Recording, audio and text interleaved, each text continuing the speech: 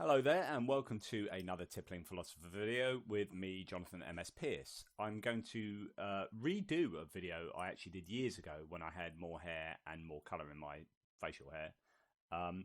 And this is based on a question that's in one of my early books called The Little Book of Unholy Questions. It's sort of 501 questions I asked God, and she hasn't really answered me yet.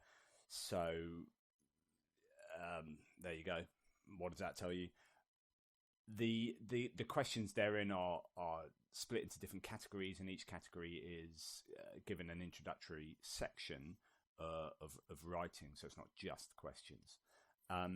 But the questions range in quite poignant and pointed questions, philosophically speaking, and irreverent questions. But some of the irreverent questions are themselves particularly sort of nuanced when you look at them in more detail. And the one we're going to look at today is, does God have a sense of humor, or can God find anything funny, or does God ever laugh? And the reason why I like that question is because it is one of those questions that hides an awful lot of deeper thoughts. So it's not just irreverent and silly. There's this prevailing idea that God has personhood and that humanity is somehow styled on his image.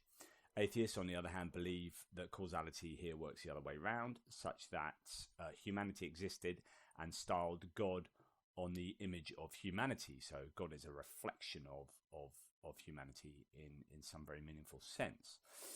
But anyway, those are minor quibbles. We won't let that get in the way of our discussion here. So these anthropogenic, anthropogenic properties of God manifest themselves in sort of different ways, in looks, in emotions, in rationality, in sentience. If we're made in God's image, then we are had this kind of sense of rationality that God also has. But the problem here is that these things make a lot of sense in the context of humanity, but not quite so much sense in the context of a divine being. So emotions have functional properties, right, as a reason for their existence. So we get angry for a reason that is rooted in evolutionary biology and psychology. And we laugh and we have this emotion and that emotion because they are functional. They provide a function for our survival and thriving. But of course, when you translate that across onto God, it makes no sense at all. So the tricky concept of personhood is equally troubling. So without going into the very complex ideas of personhood, I mean, I've given talks on that, written quite a lot about it. Let's look at an aspect of personhood or human personality that is really important, and this is simply humour, right? Something that we often take for granted, a good sense of humour, as you might see on a dating site for someone. That's really important for us when we look at someone else, look at other people, and in fact when we think about ourselves, we all like to think we have a good sense of humor, and it's an integral part of being human. So if we are made in the image of God, or if God has meaningful aspects of personhood, personality, of humanity in that sense, then surely we need to consider humor and a sense of humor and such like. So humor and comedy play a huge role in society and our day-to-day interactions. It's a necessary component, I would say, to our humanity. For a human to lack those dimensions of humor, of comedy, of jokes, of laughing, would mean that they'd be lacking a really important human characteristic. Now, I'm going to give you a quote from a Bible study page. I'll put the link below. Which says this: "It is logical to conclude that since our Creator God made man after himself, and we know we have a sense of humour, that he would have one too. If we can look around us and find things funny, so can he. Those who study the Bible can become so familiar with its verses and teachings that they forget to step back and consider what they read from a different angle. We need to change our perspective of Scripture to discover yet another side of our God." End of quote. So therefore, the Christian that wrote that excerpt would definitely believe, or definitely believes, that God would have a sense humour in the same way that we do. So for God to lack these dimensions would to me mean that God lacked something that we had.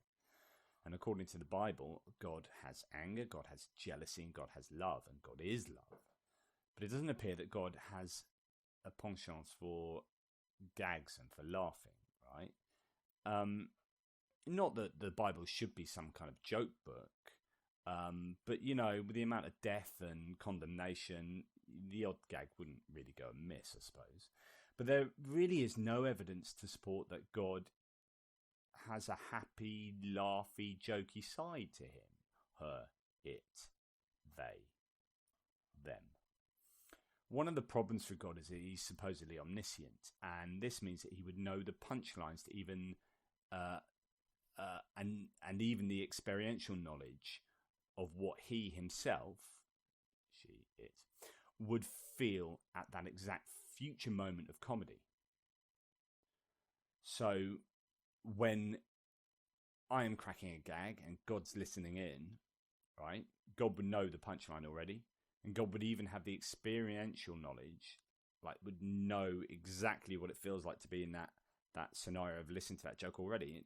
Like omniscience and divine foreknowledge and experiential knowledge all prove huge problems for a whole raft of ideas within classical theism, the idea that God is omni, omni, omni. And particularly, I would say, for this idea of God having humour and being, participating in comedy. I simply can't see a divine transcendent being having the capacity to laugh uproariously about kind of anything, really. So one could argue that there are other types of comedy, that you rewatch brilliant comic actors and films and scenes, and you derive pleasure from seeing that which you already know. And of course, if God is somehow outside of time, it's hard to see how he can in any way interact with the world in what would appear to be an instantaneous moment, as opposed to billions of years of chronology that we have. But imagine that God enters time, as people like William Lane Craig would state, at the creation of the universe, at the creation of time. Then okay, God, we could see as God participating in the comedy of humanity. So anyway, here's an excerpt from Jerry Corley's Comedy Clinic, right? And it says, so it's kind of like understanding the theory behind comedy. So one of the most common questions I get as a stand-up comedian, he says, writer and now coach, is what is the key to comedy? And although there are too many variables for me to even suggest that I have all the answers when it comes to comedy, I can give you the key. That's right, I can give you the key to comedy. The key is surprise. If we break comedy down, really break down comedy into parts, then we can start to design solutions. So let's do that briefly in this blog post, he says. I guess we can all agree that for comedy to be comedy, we need to get the audience to laugh, right? So that's our problem. We need to make people laugh. So let's find a solution. Somebody has to be laughing in order for someone to say that something is comedic or humorous. Now that we know that, we need to know what causes people to laugh. According to several psychologists, the number one element that triggers human laughter is surprise.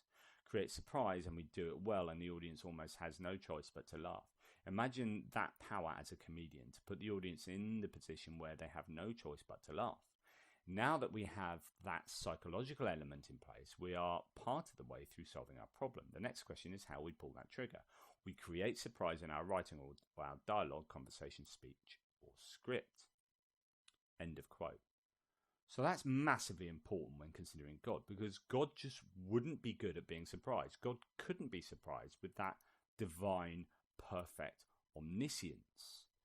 And people like Steven Pinker, academics who are interested in this, in evolutionary psychology, for example, have expressed the functional benefits of laughter from an evolutionary psychological point of view.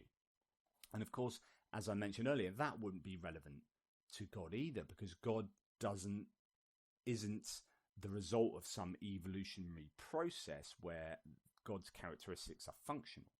This is why I just don't understand the whole God has personhood, when we can understand personhood as a result of evolutionary processes, but then just having these ideas in this abstract entity that we call God these traits and these characteristics is kind of bizarre, because of course they wouldn't be functional. They'd just be what we see as beneficial components of humanity, of human psyche, the human psyche. We then say, well, that's good, so therefore God would have that. But of course, they're good because they're functional to us, and we've grown to think that they are really beneficial and good things because of the benefits that they give to us in life and throughout our development. So it's all very, very problematic. But essentially, when God is omniscient, you are invalidating all of the ways in which God could possibly find things funny. You know, in short, it doesn't really seem plausible that God would be able to laugh, to get most, if not all, humour, or to even have a sense of humour or be funny himself. And this might just invalidate God's personhood. I don't know. It sounds a silly question, and it came from this, but I think this is a hugely interesting question that requires quite a bit of unpicking. Would God have a sense of humour? And if he doesn't, how are we supposed to enter in this loving relationship with something so one-dimensional and unlovable? I don't know. Anyway, give us your thoughts down below. Subscribe, like, follow, I don't know, all that kind of stuff, but please help out. And buy my books, that'd be lovely. Links will be below. As ever, question anything apart from what I say. Don't question that. That's silly. It's obviously true.